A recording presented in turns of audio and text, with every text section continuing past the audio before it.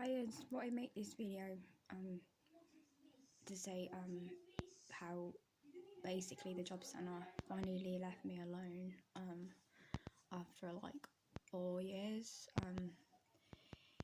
and it wasn't like because they listened to my GP sick notes and stuff, because I was willing to go to court. Like I told them like I want to appeal, but then I had to homeschool my son because he got anxiety and that, bless him, and I had to do it, otherwise I would go to jail, literally, like, or get like a £2,000 to £3,000 fine by the council, because there isn't anything in place when your child has like autism or anxiety. Like, it's either you're at school or you're not at school, and if you're not at school, doesn't matter what it could be, like literally they kind of classify it. It's not they don't do it, but the way it works is that there's so much pressure on the parents to get their kids to school, because obviously there are some children that literally don't want to go to school, and it's not because they have anxiety, and it's not because, you know,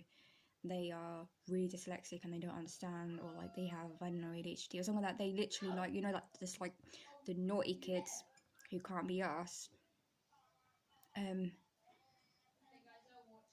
so when your kid doesn't go to school, they literally judge you like that, and you will start getting, not threats, but those, first of all, the school were trying to implement like you going to have a meeting and what they're going to do to help get your child into school, none which that the school my son went to actually stuck to. And if that doesn't work, then the council will get involved, and when the council gets involved, I think they'll probably, I mean, I don't know for sure, but I reckon they would probably threaten a fine first, and after a fine, I swear, like, you could go to jail. So I homeschool, literally, like, I don't know if it's gonna be forever, but that's what I'm doing. And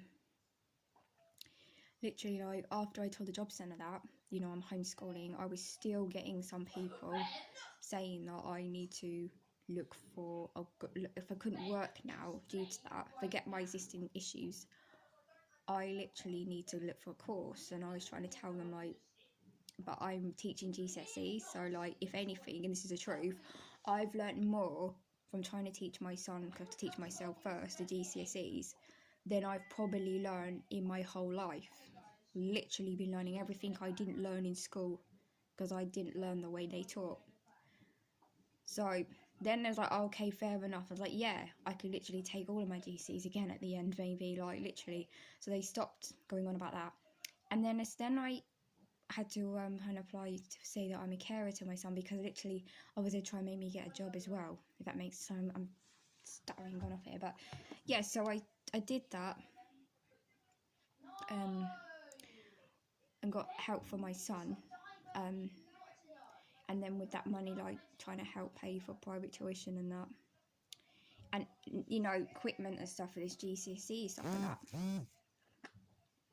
Sorry.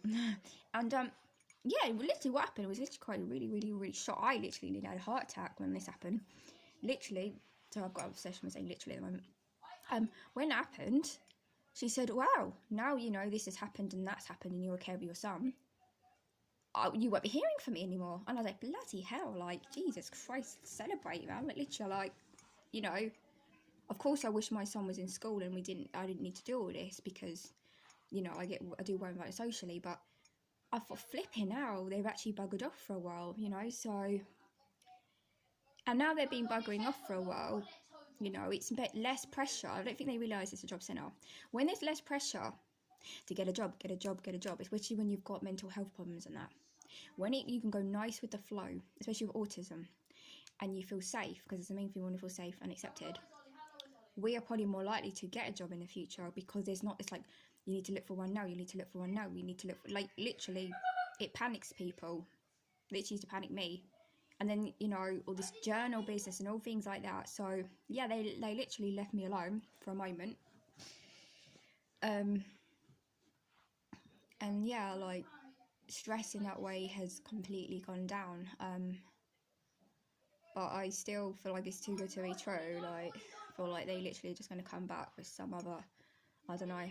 But yeah, just thought I'd make a video on this, that if you become a carer, or, you know, you have a child with autism or they can't go to school, then if we're talking about the people that have already got pre-health and medical assistance, if you're having issues getting listened to, they do back off for that. I mean, they really should back off for anyone really who's a disability, and I know I keep saying it, but they really shouldn't get a private firm that's not even in this country to literally, who are not even doctors, all of them, to literally say whether they're going to listen to your sick note or not. It's really, really bad. And yeah, I don't think a lot of people that are not ill, well, obviously they wouldn't know, would they? But I don't think it's really out there in the media really about this, that it's not your doctor that decides whether you're fit to work or not in the end.